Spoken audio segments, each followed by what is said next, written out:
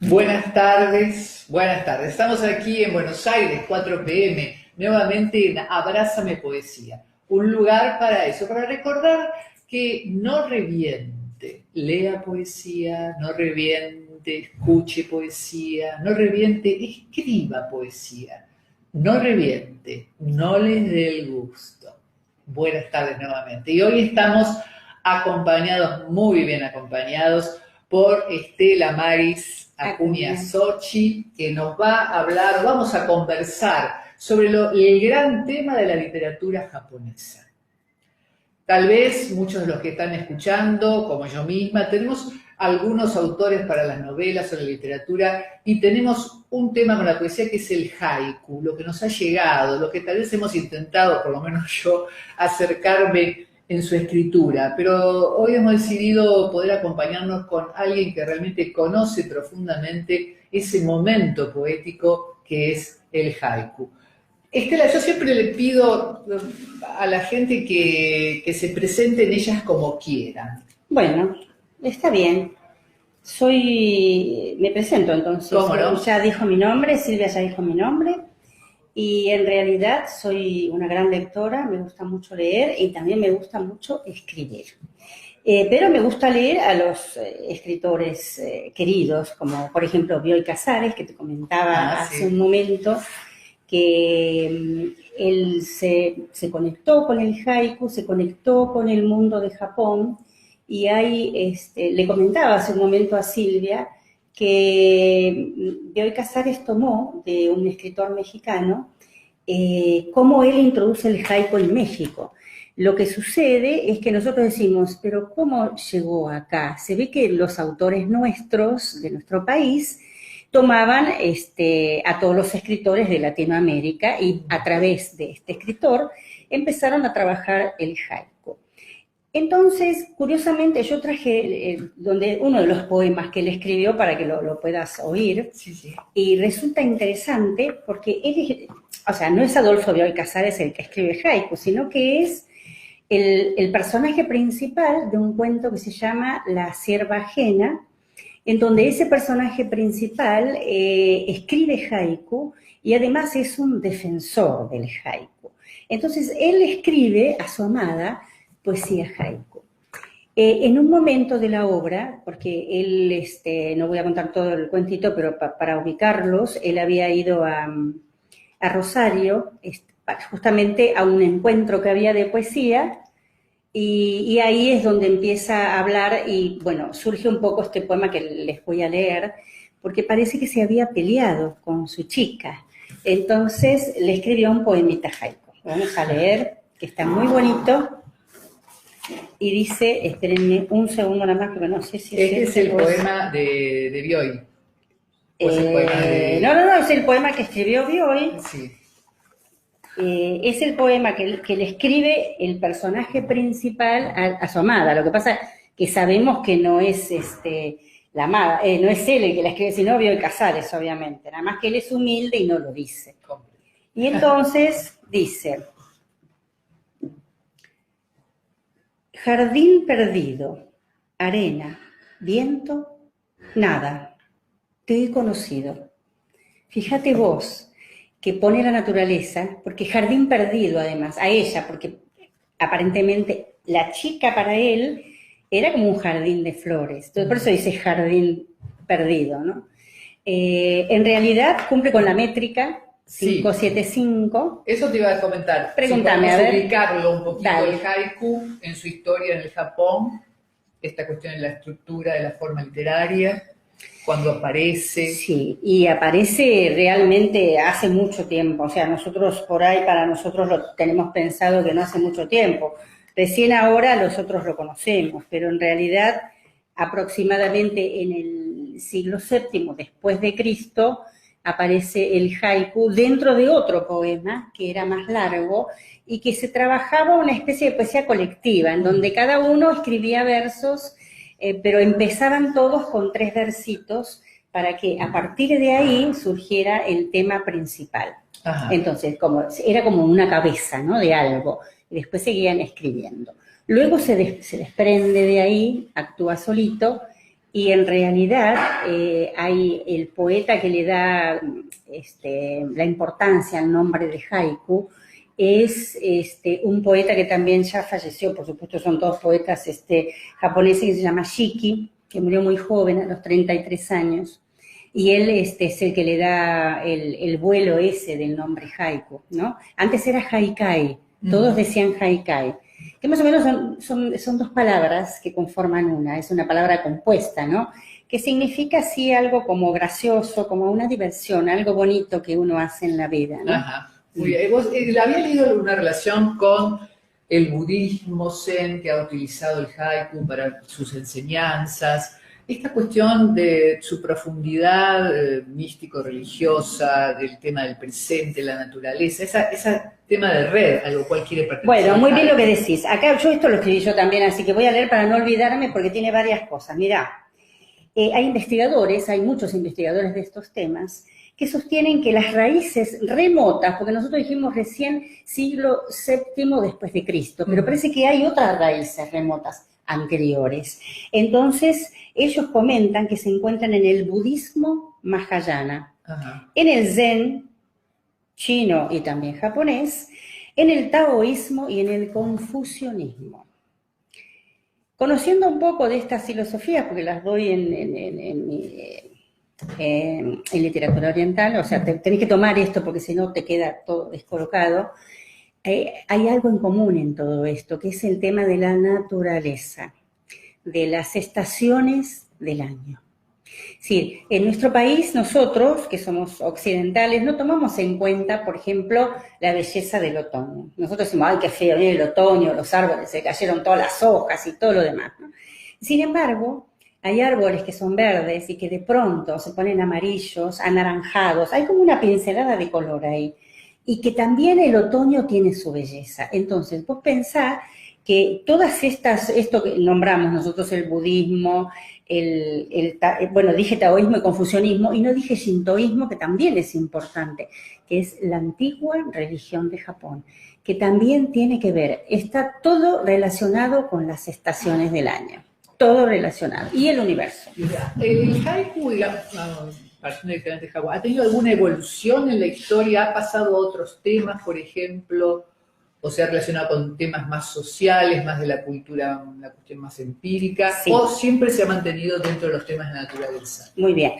Bueno, el haiku clásico es la naturaleza, o sea, es el contacto que tiene el hombre con la naturaleza, lo necesitamos. Además, fíjate que vos tenés un franco y vamos a pescar o vamos al bosque de no sé qué, o sea, es una necesidad del ser humano, ¿no? Pero me dijiste otra cosa. Decía si ha evolucionado históricamente en cuanto a la temática. Muy bien, muy bien. Bueno, voy a ponerte un ejemplo, ahora que vos me decís eso. El año pasado se dieron, que te puse aquí esto, el 10º encuentro internacional de haiku, organizado por la Fundación Tosai, que es de donde yo investigo, ¿no? Y a que pertenezco. Y justamente se presentaron 2 trabajos. Uno del haiku, Antes de morir, el último poema que va a escribir uno estando en vida. Y hubo una ponencia también de Lia Mier, se llama la poeta, que presentó haikus que habían escrito nuestros excombatientes de Malvinas. Yo no lo sabía y me quedé congelada, porque mira, que uno trabaja tanto con esto, nunca me enteré. Sin embargo, hubo, que no sé de dónde lo sacaron, o sea, que es como que ellos también sabían que había un haiku antes de morir, y dejaron escrito y ella habló de eso, ¿no? Y yo también tomé ese tema, pero después hay otros temas, como, qué sé yo, algo de amor, pero ya se escapa, ya nos escapamos. Si querés te pongo un ejemplo de un haiku que te conecta con la naturaleza o el universo. Hay una poeta que falleció hace poco, Ángela Molina Alonso, que realmente una maravilla de poeta. Ella es que se dedicaba al haiku nada más.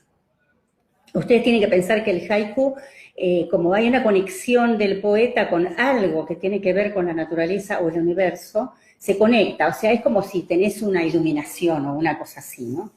Y entonces ella escribió, y lo voy a ir explicando, porque uno lo lee y dice, esto es una pavada, pero es muy profundo, ¿no?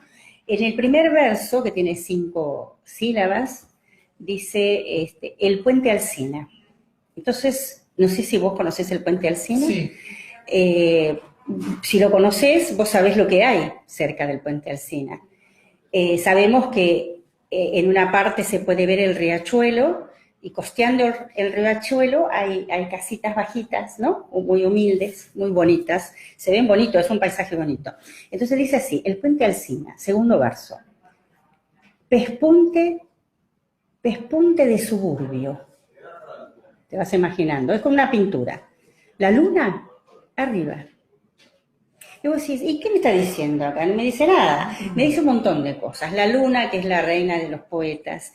Si está la luna, es un momento del día, es la noche, no es la mañana ni la tarde. Pero además, pespunte de suburbio. Está marcando geográficamente dónde está puesta la poeta.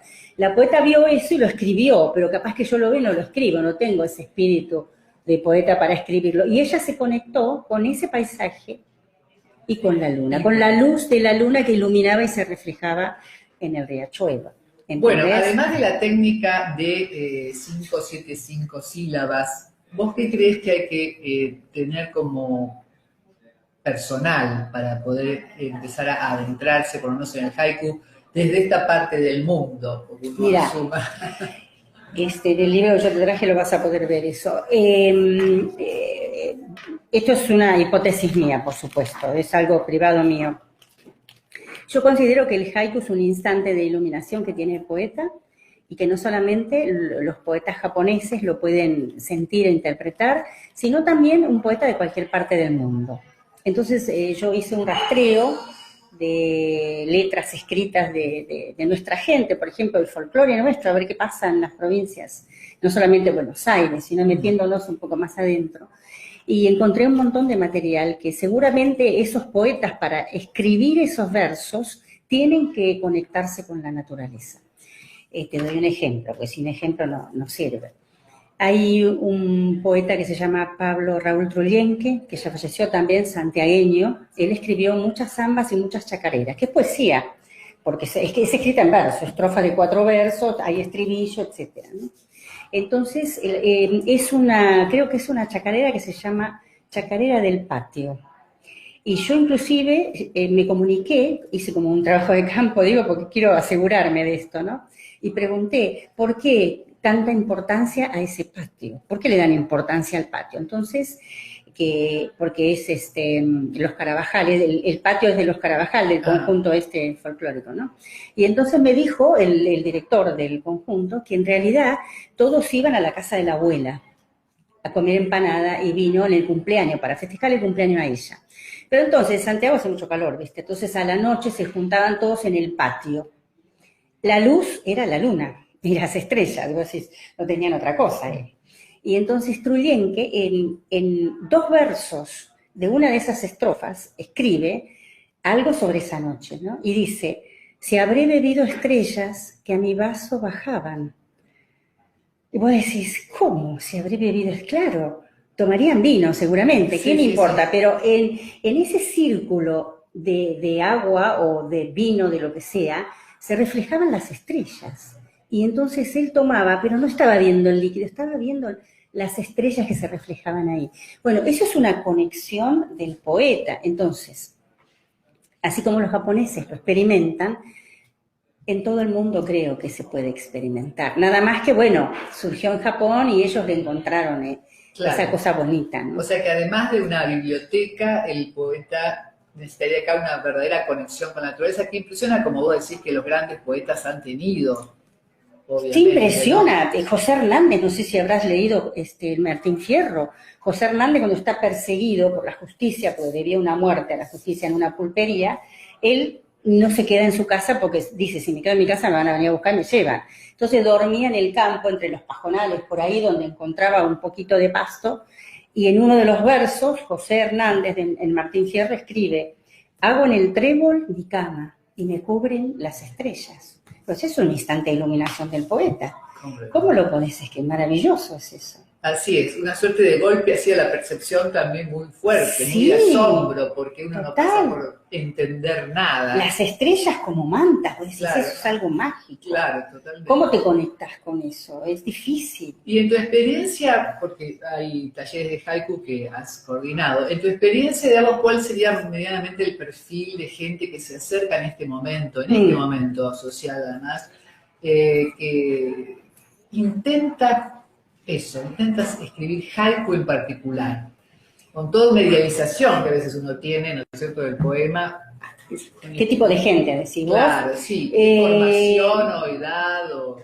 Cualquier tipo de gente. Sí tengo muchos alumnos que son docentes o que son estudiantes de los últimos años de la carrera, pero bueno, es porque ellos están con el tema de la literatura, Claro. pero no, hay gente que no, qué sé yo, enfermeros, médicos, como te comenté Sí. hace un momento, esta médica psiquiatra, no, es indistinto. La gente se acerca Sí. por el tema de la poesía Sí. poesía como estado de meditación, Es un como escape, oración. es un escape. Sí, sí. Es un escape, vos dejás de conectarte con esto que estás haciendo, que a lo mejor es algo que, a veces hay cosas que pesan, ¿no? Es como una mochila que llevamos. Y parece ser que cuando vos empezás con el tema de la poesía, te desconectás de todo lo que te rodea, como el de que veía las estrellas Claro. en el circulito del vaso. Exactamente. Y hay que desconectarse. Eso es lo que propone la poesía, eso es lo que proponemos nosotros cuando decimos que la lectura, el escuchar, el ver, el escribir, porque también a veces hay como una suerte de prejuicio con respecto a ponerse a escribir, como que la escritura de una poesía diferiría de una novela o de un cuento, cuando realmente la abstracción, la capacidad de la lectura, son variables que están en cualquiera de las variables de la escritura, ¿no es cierto? Vos tenés que sentirlo. Si vos lo sentís en tu corazón, tiene que salir bien, no importa por ahí que la idea, ¿no? Lo que vos captás y lo escribís. Porque en este caso el haiku es un instante, un pequeñito instante de tu vida. Si vos hicieras un raconto de la sumatoria de tus instantes vividos, seguramente hay instantes que vos recordás mucho más, que los tenés presentes, porque en esos instantes vos te conectaste con eso, tuviste una conexión no solamente física, sino espiritual, entonces te quedó grabado. Entonces, ¿qué hace el poeta cuando se conecta tan fuertemente? Lo escribe directamente, se pone a escribirlo y quedó. Pero nosotros no, pero casi todos los que escriben haiku van en la cartera con un anotador pequeñito y un lápiz y ven algo y lo escriben.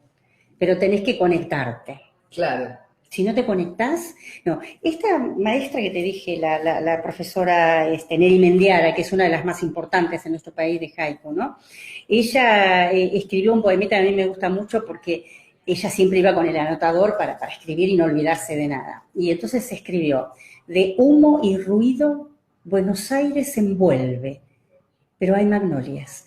Y yo le dije, ¿pero por qué escribiste esto de las magnolias? Ahí, fíjate que nos está hablando de una estación del año que no está escrita, pero la magnolia te lo dice, ¿no? Y ella me dijo, porque me pasó, iba en el colectivo y escuchaba bocinas, ruido, humo, y de pronto aparece una plaza y ahí las magnolias. Y aunque ella no estaba, ella puede sentir hasta el perfume de esa magnolia. ¿Y qué es eso? La naturaleza. La conexión. ¿Entendés? Además, digamos, de la literatura oriental, del Japón en particular, porque estamos hablando, ¿el haiku se extendió a otros países Sí. que lo han tomado así con fuerza, como en Japón? Sí, el haiku se extendió y ¿cómo te puedo explicar? No solamente en nuestro país, sino en un montón de otros países del mundo. Fíjate que este encuentro internacional que te hablaba, que se hizo el 10º el año pasado, este fue el 10º. En el 9º, por ejemplo, el primer premio lo ganó un poeta de Rumania. Ajá. De Rumania. Ahora no me acuerdo de memoria porque no la traje tampoco. Es preciosa la poesía que ganó el primer premio. Pero hay de todos lados. La gente manda poemas de todos lados. Grandes escritores que también se conectan, ¿no? Claro, totalmente. ¿Cómo es el tema de la traducción entre los idiomas con respecto a esto, ¿no? ¿Cómo se maneja eso? Eso es un problema serio. Uh-huh. Ahora en la Universidad de Buenos Aires, la Facultad de Derecho, la carrera de traductor público, hace ahora en abril la segunda jornada de traducción e interpretación. Porque el problema es traducir sin interpretar. O sea, primero tengo que interpretar para poder traducir bien, ¿no?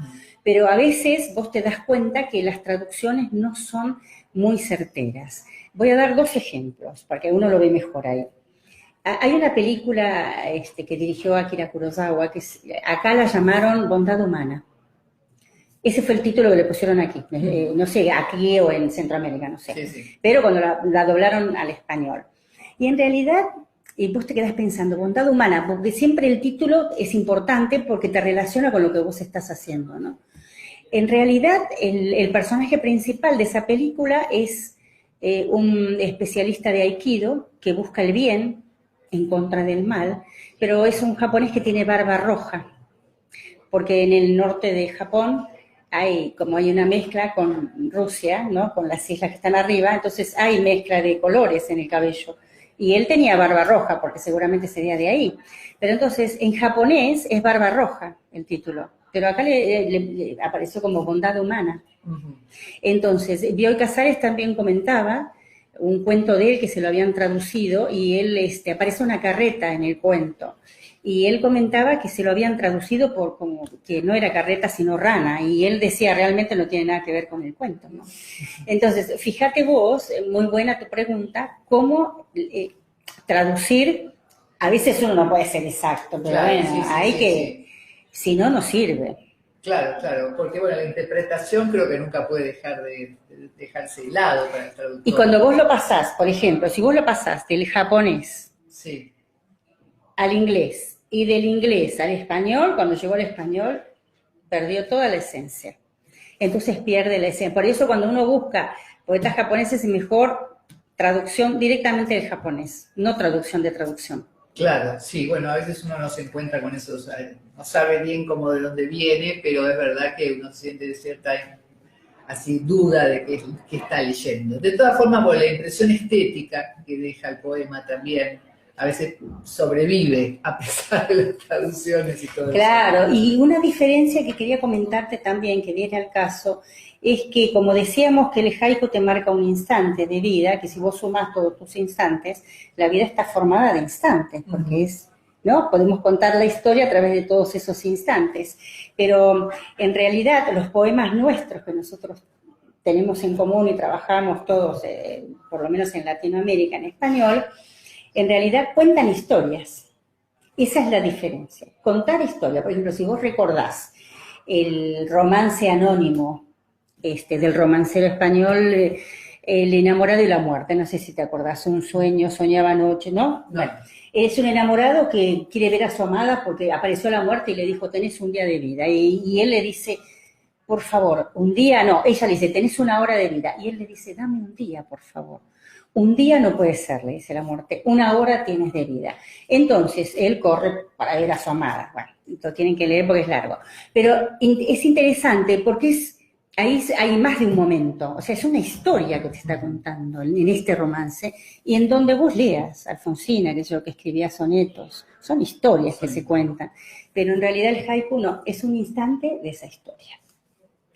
Bueno, está en la época justa, tal vez, porque para profundizar el instante que no sea tan superficial, ¿no? Porque, pero además todo quieren ahora ya rápido, no pueden esperar a contar que vos le leas un romance que dura, qué sé yo, 3 minutos es muy largo, entonces un instante son segundos, porque el segundo es como una fotografía, sacás, se terminó, así. Comprendo. Los concursos de poesía, siempre me he preguntado cuáles serían las influencias para poder elegir un texto entre varios, ¿no? Como es una impresión estética, digamos, intuitiva, por supuesto una cultura previa, una lectura, pero ¿cómo se hace para que haya un ganador? Bueno, en el concurso, por lo menos en estos donde yo participo, yo no soy miembro del jurado, pero son 4 miembros de jurado. Cuando estaba Ángela Molina Alonso, el poema que leí del Puente Alsina, sí. Ella también era un miembro. Cuando ella murió todavía no lo han puesto alguien que ocupe su lugar todavía, es difícil encontrar. Entonces quedaron 4. De esos 4 hay un jurado que está acá en Buenos Aires, que es profesora en letras y licenciada en letras, o sea que tiene que ser gente para que pueda juzgar bien, ¿no? Que lea y que busque todas las cosas. Después hay dos profesoras de Japón, que viven en Japón, bueno, y están en universidades de allá, la profesora Kayoko Ijiri y la profesora Seiko Ota. Ambas escriben y tienen muchos libros publicados. Y también tenemos Charalampos Dimou, que es un hispanista griego. Entonces, todos ellos eligen con números, no tiene nombre, no sabe de quién es el poema que está leyendo, tiene un numerito nada más, para que sea, para que no haya fraude, ¿no? Ellos mandan, porque nosotros mandamos todo con número, lo mandan, y después se ve cuáles son las coincidencias. Suponete, ahora, por ejemplo, en este último, hubo 3 de ellos que votaron un mismo poema para primero, después otros 3 separados de uno que votó para segundo. Entonces, esas coincidencias van quedando. Igual tiene mucho que ver la suerte, porque hay veces que vos decís, y tan bonito quedó afuera, pero es inevitable. Claro, seguramente. Es inevitable. ¿Vos sabés que tal vez los niños o las personas menores de 14, 15 años tienen alguna disposición diferente para escribir un haiku? Sí. El niño tiene una disposición diferente. ¿En qué sentido? No tiene las preocupaciones o las cosas que tenemos las personas grandes, que a veces nos privamos un poco del asombro. El niño todavía tiene ese valor del asombro, de la sorpresa. Entonces es como que es más puro el poema, ¿no? Por ejemplo, en uno de estos libros que te comenté, hay un poemita de una nena de 8 años, que también se convención y está publicado, ¿no? Y ella escribió, porque se ve que la maestra le hacía escribir, ¿no?, a ellos en la hora de literatura. Y ella escribió: en el recreo, maestros jugando. Y falta un versito, pero la idea de ella era, se asombra el cielo, una cosa, cielo asombrado. Ajá. En el recreo, maestros jugando. Claro, era como que el cielo se está asombrando. ¿Cómo? No son los niños, los que juegan los maestros. Y vos decís, ellos lo ven así, porque nosotros, aunque seamos grandes, también jugamos, ¿o no? Claro, sí, totalmente. Bueno, la poesía es un juego con reglas muy claras. Constantemente, pero con nuestras amigas de la misma edad, o nuestro grupo de la misma generación. Ay, no seas tonta. Entonces, uno entra en esas cosas. Es así, inevitable. ¿La poesía tiene reglas como para su escritura? Que pues todas las poesías tienen reglas. Por ejemplo, el soneto, que es tan conocido en todo el mundo, que mucha gente aún hoy sigue escribiendo soneto. Bueno, el soneto nació en Italia y después se fue al mundo, como el haiku nació en Japón y se expandió por el mundo. Y todos nuestros grandes escritores escribieron soneto, Alfonsina, Leopoldo Lugones, todos. Alfonsina escribió un soneto muy bonito que se llama Voy a dormir antes de morir. Sí. Bueno, ese es un soneto. Los sonetos tienen 2 estrofas de 4 versos, 2 estrofas de 3 versos, y tiene que tener rima consonante y asonante. Bueno, eso no importa porque es la parte externa, pero tiene que ser en decasílabo. Cada verso, es decir, cada renglón tiene que tener 11 sílabas. Hoy hablamos de la diferencia, no límite entre verso y prosa, ¿no es cierto? El verso libre y la prosa. Esto,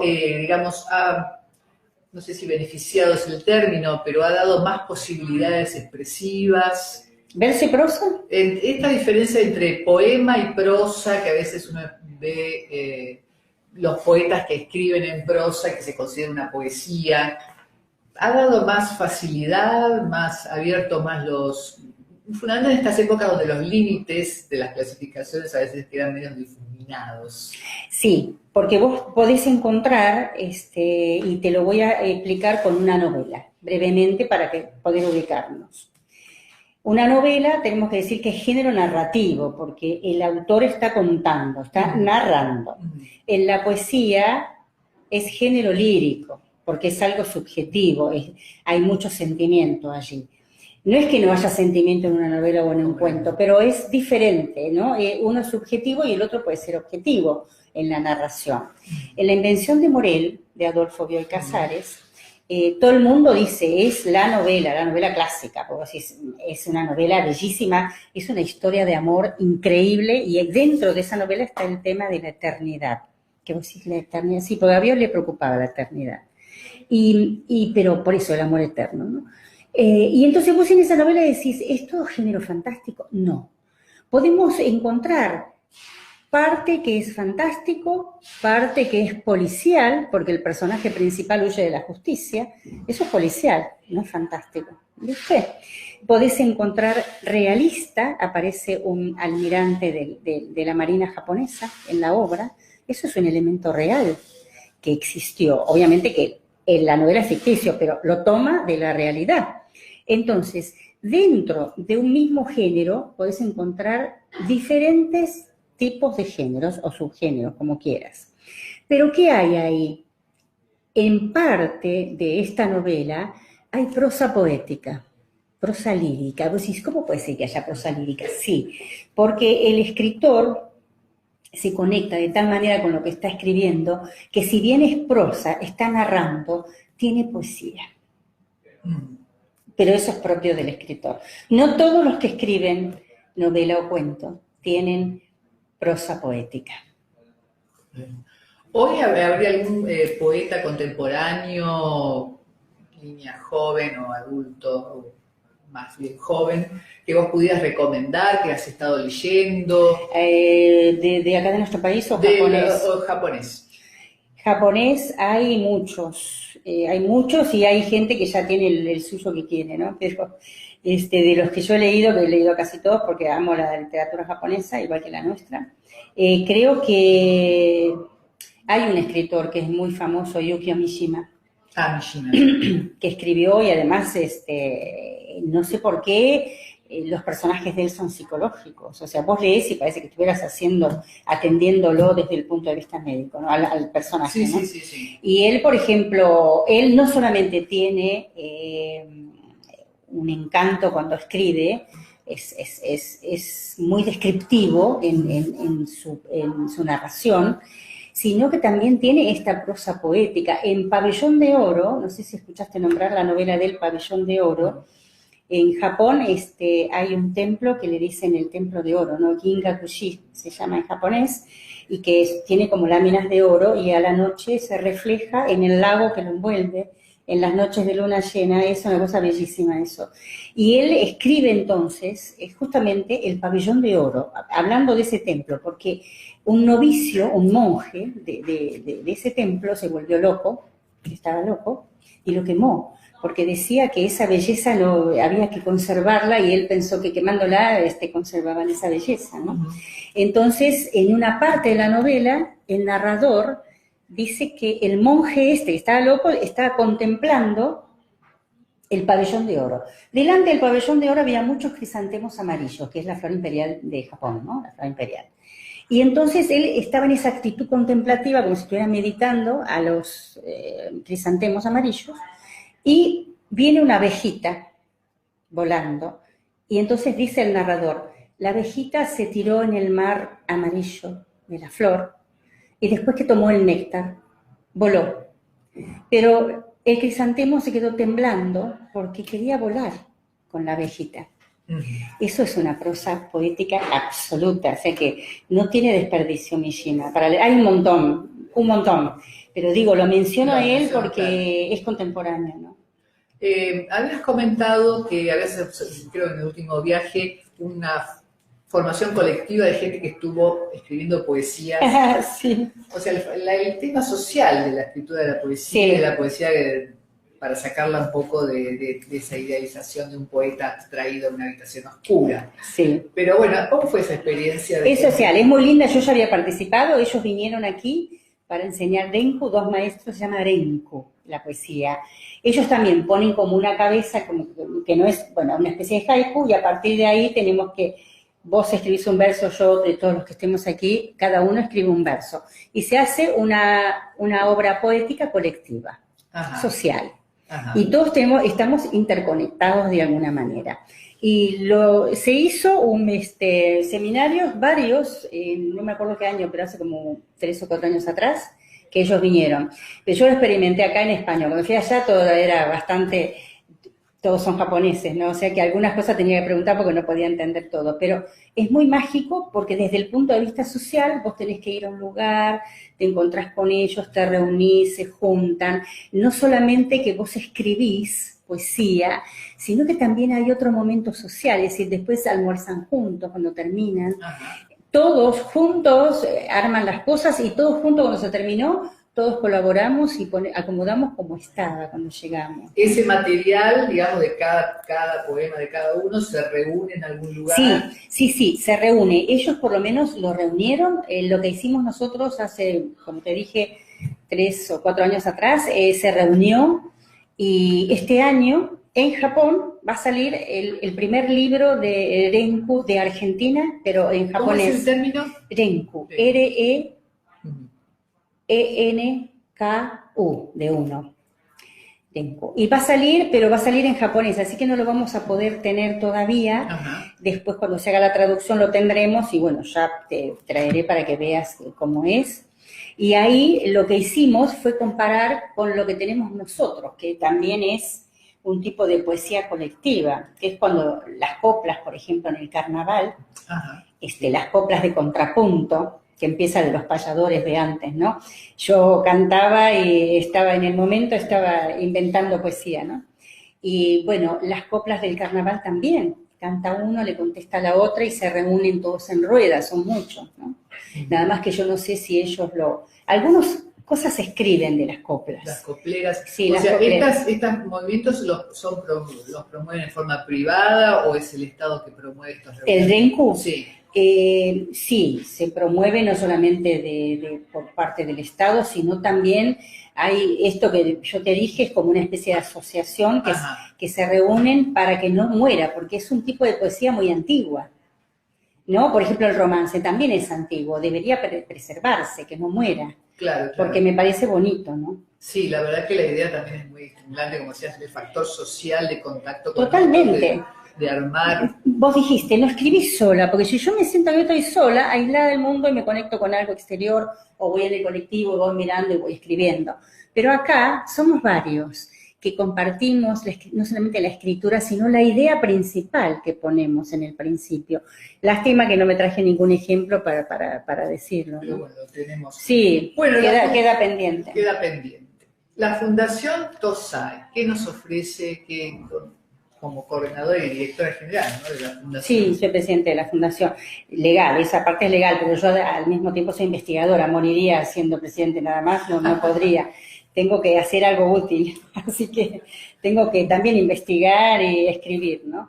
Sí, bueno, en realidad la Fundación Internacional TOSAI, TOSAI significa Oriente y Occidente, entonces el objetivo es claro, la comprensión de las culturas de Oriente y Occidente. No trabajamos todas porque es imposible, pero sí trabajamos Argentina y Latinoamérica, porque estamos todos interconectados desde siempre, ¿no? Aún con la lengua, menos Brasil, que habla portugués, y todo lo que es literatura también hispanoamericana, ¿no? No solamente nosotros. Y, por supuesto, Japón y Asia, que estamos trabajando, Japón y Asia, diferentes temas de literatura, de poesía, etcétera.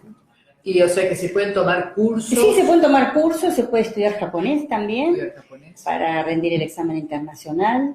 Se estudia, o sea, los programas se enfocan a eso, ¿no? Que es importante.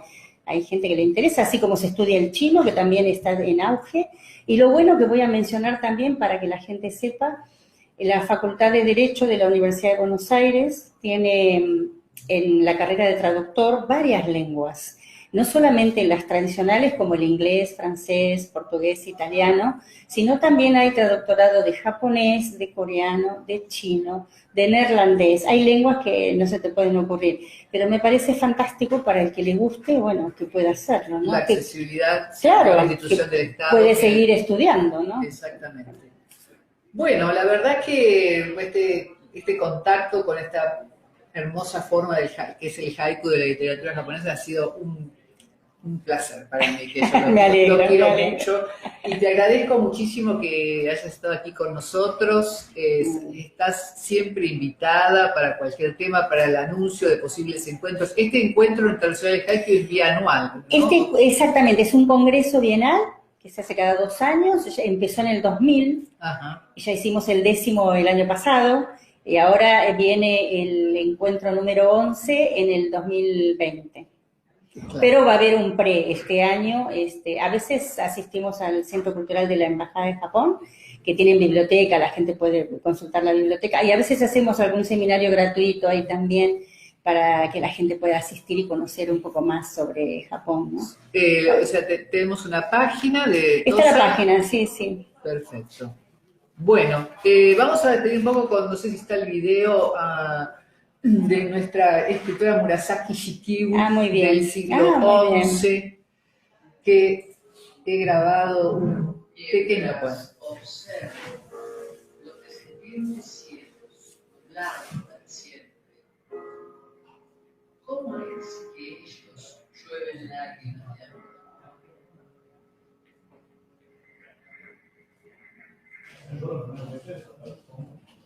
Y entonces... Muy bonito el poema, gracias. Es muy bonito, sí, realmente. Bueno, muchísimas gracias, Estela Maris, por haber venido por aquí. Muchas gracias también a ustedes por acompañarnos en este momento. Y ya saben, no revienten, lean poesía. Muchas gracias.